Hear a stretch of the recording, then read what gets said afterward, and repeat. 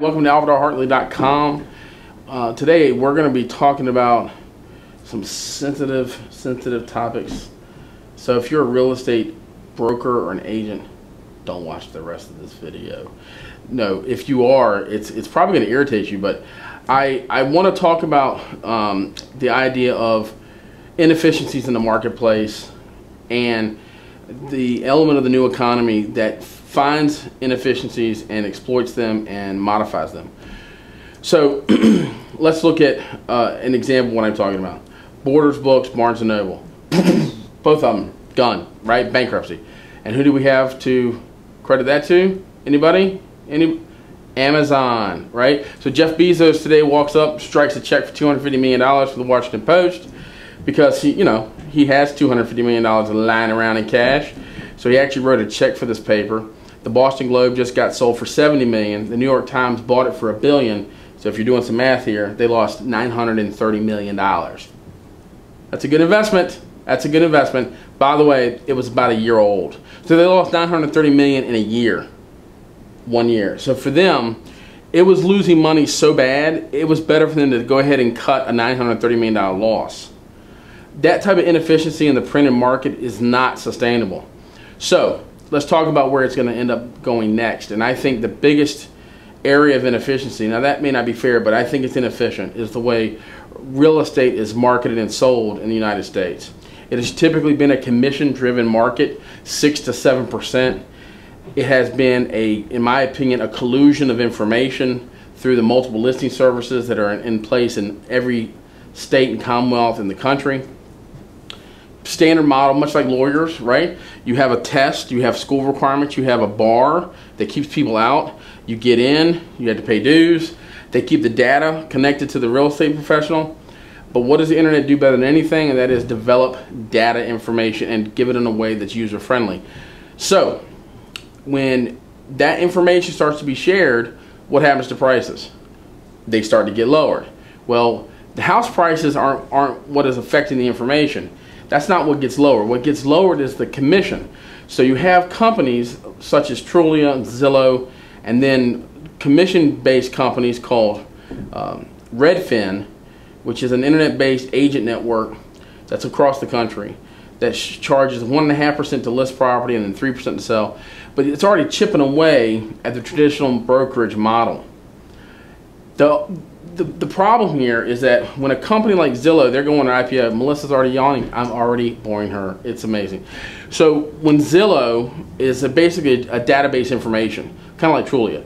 Here's the information, we take city data, we take sales data, we take information we can get on different types of databases, and we put it all together. That gives people the right to look at it. You don't have to be a real estate professional to get access to that information. So if Zillow, which is becoming profitable by just getting subscriptions and people listing property on there, if it pivots, and I wrote it on Twitter today, if Zillow pivots and becomes a marketplace for the buying and selling of real estate, what happens to commissions? Well, I think you're going to see it significantly drop.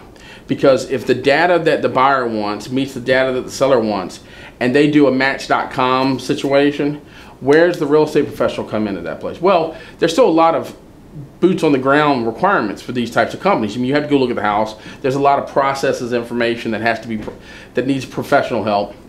Real estate attorneys and settlement companies can't do a lot of the house showings. That's a really complicated process. So the real estate agent is going to have a role, but it's going to be dramatically decreased. And I think it's going to give the rise to a third class of real estate professional, which is what I'm going to refer to as the real estate facilitator. They're not going to be real estate agents from an advocacy point of view. They're going to be basically, home inspectors, mortgage lenders, and they're going to rise up and put all these different pieces together for them for a flat fee. Sort of like what settlement agents are doing now. But if they consolidate those things, Zillow, I think, will do it better than anybody. And their IPO is going to be driven by what they can do for their stockholders. So what do they think they're going to do? They got to find new revenue, which is the most, what I consider to be inefficient area of revenue in the real estate business, which is the 6 to 7% brokerage. So if you have a $500,000 home and you're at 6%, let's do the math, that's $30,000. That's a lot of money. I'm not saying real estate agents don't earn it. I'm not saying in a traditional brokerage model they're not really relevant. However, the internet does a great job of exploiting waste, making it efficient, and lowering costs. Another example of that is what they've done with ebooks. Hardback books still range from $25 to $30. Melissa likes hardback books because, you know, she's old school hipster. I, on the other hand, like the Kindle because, and Amazon and iTunes, because you can sell a book for $9 and download it and you have it. And also, you don't have to have storage issues, which is another problem. So if the internet can lower costs of a traditional model like books, what do you think it's going to do to commissions? What is the value of the data of a house someone wants, meeting the criteria of a data someone's selling? What are the pieces of the puzzle that are going to come together, and how much can you reduce the cost involved with that transaction? I think traditionally the reason that the commission was so high was that there was this sort of unknown process they were going to be entering into. That's changing dramatically. So I think traditional brokerage companies are going to have to realize, if Zillow pivots into their marketplace, she's on it again. If Zillow pivots into the marketplace, just like Amazon pivoted into the marketplace of books, because it was what? High markup, highly inefficient. Jeff Bezos says, you know what, we can exploit that. And what do? They exploited it. And they've put people out of business. Companies that were in business a very long time. So as Zillow and Redfin and all these other companies start to find those inefficiencies in the marketplace, I think you're going to find traditional regional brokers struggling to compete.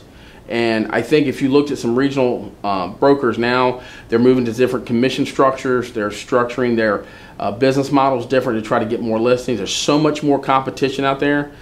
When that happens, commissions drop and competition increases. And I think that if you're a traditional broker, you better be at the head of the curve here.